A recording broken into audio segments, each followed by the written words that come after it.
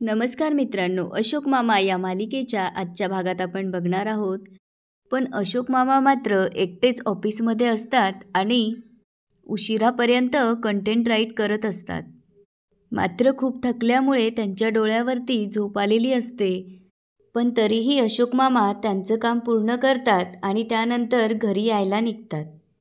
इकडे रुपाली आणि देसाई लग्नावरून घरी येत असतात. देसाई म्हणत असतात, जेवण मस्त होतं की नाही, आयराचे पैसे वसूल झाले. तेव्हा अनिश तिथून जात असतो. त्याला बघून रुपाली विचारते, काय अनिश, इतक्या रात्री कुठे? त्यावर अनिश म्हणतो, ते बाबा ऑफिसमध्ये ना, त्यांना घ्यायला जातोय. तेव्हा रुपाली म्हणते, एवढ्या रात्री? त्यावर देसाई म्हणतात, तरी सोसायटीत शांतता आहे. तेव्हा अनिश त्यांच्याकडे बघू लागतो. तेव्हा देसाई म्हणतात, नाही पण अनिश, तुझं ना मला कौतुक वाटतं. तुझी बायको मात्र बिझी असते. तेव्हा अनिश म्हणतो, ती आली आहे घरी. त्या रुपाली म्हणते, आजच आली आहे रे, पण वरचीवर उशीर होतच असतो तिला. तेव्हा देसाई म्हणतात, तुझे बाबा मात्र या वयात काम करता हं, पण तू मात्र निवांत. त्यावर अनिश म्हणतो, तुम्ही टोमणा मारताय की कौतुक करताय हे मला माहीत नाही, पण मी पॉझिटिव्हलीच घेणार आहे, सो थँक्स. त्यावर देसाई म्हणतात, म्हणजे तसं नाही रे अनिश, बघ परिस्थितीशी जुळून घेताना ॲडजस्टमेंट करावीच लागते, आम्हालाही करावीच लागते. आता तुझंच बघ ना, आणि तुझे वडीलसुद्धा करतायत. पण सॉरी टू से, ती भैरवी तिला हवं तसं जगते, म्हणून तुझं कौतुक आहे. त्यावर अनिश म्हणतो, असो, थँक्स. तेव्हा रुपाली विचारते, अनिश राग आला? त्यावर देसाई म्हणतात, अनिश हे बघ, राग आला तरी मी समजू शकतो, पण एक अनुभवाचे बोल म्हणून सांगतो. काही गोष्टी ज्या पूर्वापार चालत आल्यात ना, त्या तशाच चालू असल्या की बरं असतं. नको तिकडे पुढारपण दाखवलं ना तर आपलंच नुकसान होतं रे. तेव्हा रुपाली म्हणते, ओ जाऊ द्या ना, ओ त्यांचं ते बघतील आणि निस्तरतील, तुम्ही चला, असं म्हणून ते तिथून निघून जातात. इकडे उशिरापर्यंत इरा अभ्यास करत असते आणि ईशान मात्र तिच्या मांडीवर डोकं ठेवून शांत पडलेला असतो. तेव्हा त्यांचे चंदोबा तिथे येऊन त्यांना विचारू लागतात, काय रे बाळांनो, झोप येत नाही वाटतं? काल रात्री पण झोपले नसाल ना? आणि ते विचारतात, रागावलायत माझ्यावरती? आणि ते त्यांच्याजवळ जाऊन त्यांना इकडे ये म्हणून जवळ घेतात आणि म्हणू लागतात, तुम्हाला खरं सांगू, अमित आणि पल्लवीबद्दल तुम्हाला सांगणं खरंच खूप कठीण होतं. तुम्हाला नाही सांगितलं कारण तितक्यात इरा म्हणते, इट्स ओके आजोबा, तुम्ही सगळे आहात ना आमच्याबरोबर. तेव्हा ते म्हणतात, आणि आम्ही कायमचे असू. त्यावर ईशान विचारतो, म्हणजे? त्यावर चंदोबा म्हणतात, म्हणजे आता आम्ही इथे कायमचे राहणार आहोत. तेव्हा ईशान चंदोबाला म्हणतो, तुला खरं सांगू चंदोबा, काल रात्री ना मला झोपच लागत नव्हती. मग संयमीताईने जवळ घेतलं आणि डोक्यावरून हात फिरवला, तेव्हा कुठे जाऊन झोप लागली. तेव्हा इरा म्हणते, मला ना काल रात्री एक स्वप्न आलं होतं. त्यावर ते विचारतात, स्वप्न? काय दिसलं तुला? एक मोठी ना काचेची वॉल होती. त्याच्या एका साईडला आपण सगळे होतो आणि एका साईडला मम्मा बाबा होते. ते आपल्याला टच पण करू शकत नव्हते आणि त्यांच्या डोळ्यात ना खूप टीअर्स होते, पण तरीही ते हॅप्पी दिसत होते. त्यावर ईशान म्हणतो, का सांगू का, कारण त्यांना आपण सगळे एकत्र दिसत होतो.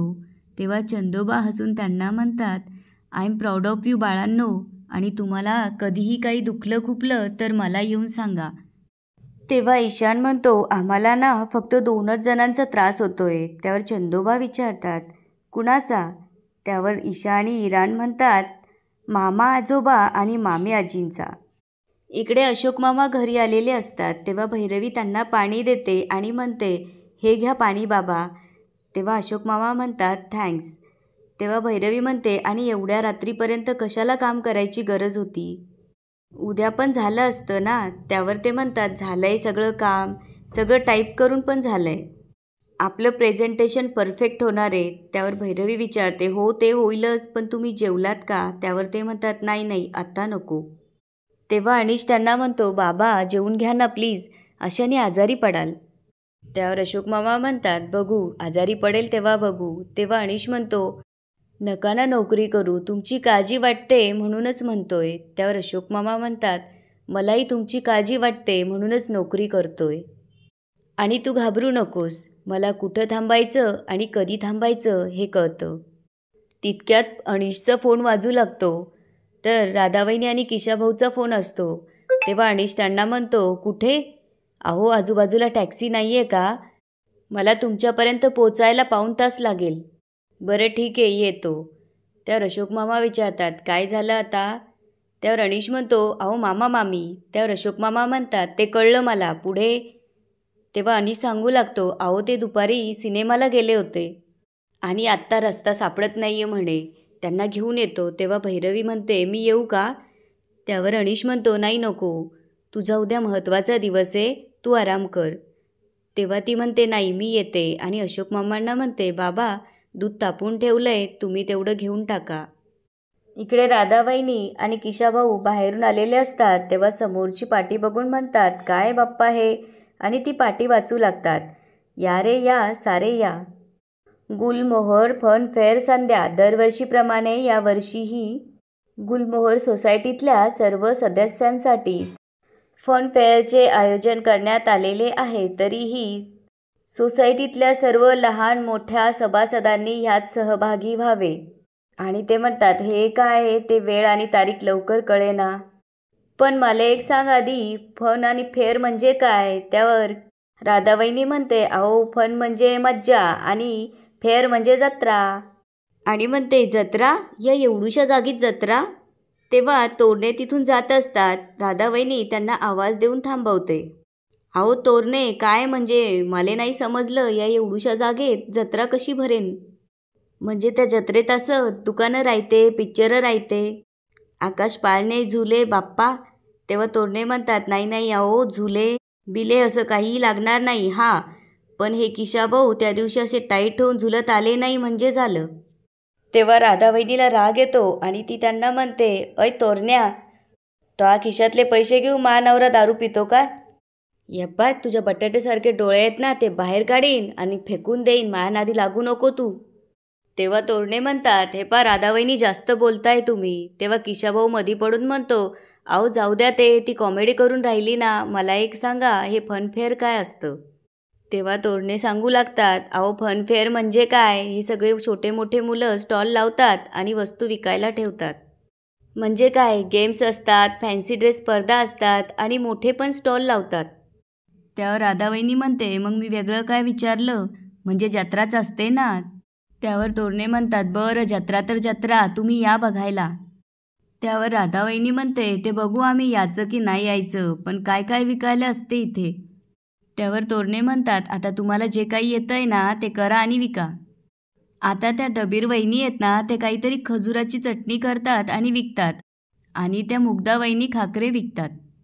किमती फार नसतात बरं का, पण लोक कौतुकाने घेतात. त्यावर राधावहिनी म्हणते, बघू आम्ही काय विकायचं ते. तेव्हा तोरणे म्हणतात, ठीक आहे, तुम्ही तुमचं बघा, आणि तिथून निघून जातात. इकडे राधावहिनी किशाभाऊ सगळ्यांना फनफेअरबद्दल येऊन सांगतात. तेव्हा संयमी अनिशला म्हणते, काका मी करेन पार्टिसिपेट, मला पण करायचं आहे. तेव्हा अनिश विचारतो, पण कधी येते? त्यावर किशाभाऊ म्हणतो, पण ते अजून कळलं नाही ना. तेव्हा अशोक मामा म्हणतात, कळलं नाही ना, मग कळेल तेव्हा करू, तू आत्तापासूनच नाचू नकोस. तेव्हा संयमी म्हणते, अहो प्रेप करायला वेळ लागतो आजोबा, नाहीतर उगीच घाई होते नंतर. तेव्हा अशोक मामा म्हणतात, तेव्हाचं तेव्हा बघू, आता अभ्यास करा. त्यावर किशाभाऊ म्हणतो, आमच्या कॉमेडीला पण करायचं आहे ना भाऊजी. त्यावर अशोक मामा म्हणतात, काही नसतं त्यात. जो माल इतर कुठे खपत नाही ना, तो स्टॉलवर आणून खपवतात, तो पण महागात. तेव्हा संयमी भैरवीला म्हणते, माऊ तू सांग ना यांना, मलाही पार्टिसिपेट करायचं आहे, तू हेल्प करशील का? त्यावर भैरवी म्हणते, समा सॉरी ग, रॉंग टायमिंग, आता खूप गडबड आहे माझ्या ऑफिसमध्ये, त्यामध्ये तो हॉरिबल बॉस येणार आहे. त्यावर अशोक मामा विचारतात, हॉरिबल? कोण म्हणतं असं? त्यावर भैरवी म्हणते, सगळेच. त्यावर अनिश म्हणतो, भैरवी तुला म्हटलं ना टेन्शन घेऊ नकोस. त्यावर भैरवी म्हणते, अनिश कसं घेऊ नको? कुणीतरी दुसरी व्यक्ती माझी परीक्षा घ्यायला येणार आहे. फनफेअरचा विचार करायला सुद्धा वेळ नाही माझ्याकडे, आता उशीर होतोय, मी निघते, असं म्हणून भैरवी तिथून जाते. तेव्हा मात्र संयमी नाराज होते आणि खाली मान घालून बसते. अशोक मामांचं तिच्याकडे लक्ष जातं. तेव्हा ते हळूच म्हणतात, संयमी तू, ईशान आणि इरा ठरवा काहीतरी. मग बघूया आपण काय करायचं ते. हे ऐकून संयमी खूप खुश होते आणि म्हणते, खरंच thank you thank you thank you so much आजोबा. असं म्हणून ती अशोक मामांना मिठी मारते आणि ईशान इराला फोन करून येते असं म्हणून ती तिथून जाते.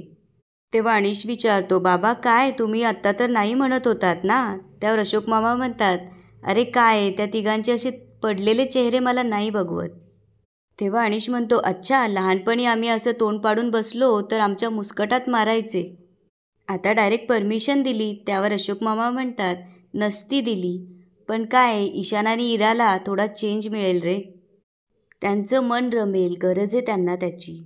इकडे संयमी ईशान आणि इराला फोन करून म्हणते, so let's rock the fun fair. त्यावर ते खूप खुश होतात आणि म्हणतात येस.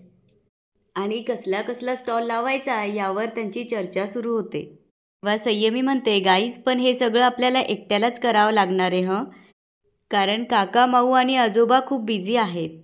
त्यावर ईशान म्हणतो, ठीक आहे ना, मग आपणच करूयात सगळं.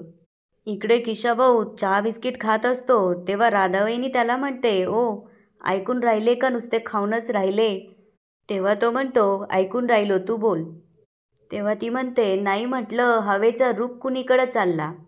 त्यावर तो म्हणतो, काय ते हवा पाऊस पाणी धरून बसली, कधी पण पाऊस पडतो कधी पण ऊन पडते, भजे खायच्या टायमाला आंबे खावा लागता, काहीच कळून राहिलं नाही ना बाप्पा. त्यावर राधावहिनी म्हणते, भगवंता काय डोसकं दिलं माया नवऱ्याले, का खांद्यावर नुसता दगड बसवलाय, त्यात बुद्धी काहीच नाही. असं आहे तुमचं, म्हणजे बुद्धी टीचभर अन बाता गावभर. तेव्हा किशाभाऊला तिचं बोलणं काही समजत नसतं. त्यावर ती म्हणते, अहो मी काय म्हणून राहिलो, हवेचा रूख म्हणजे घरातला, बाहेरचा नाही. त्यावर तो म्हणतो, म्हणजे? त्यावर ती म्हणू लागते, अहो ती आपली सूनबाई आयफेल टावर, तिचं म्हणे बॉस आला, ऑफिसमध्ये बॉस आलाय तिचा. त्यावर तो म्हणतो, आपल्याला काय पडलं त्याचं, तो ऑफिसचा मॅटर आहे. त्यावर ती म्हणते, अहो कसे आहेत तुम्ही, अहो बॉस आला म्हणजे ती सारा वेळ ऑफिसमध्येच राहील की नाही? तेव्हा किशाभाऊ म्हणतो, बरं आहे ना, मग आपल्याला रान मोकळंच.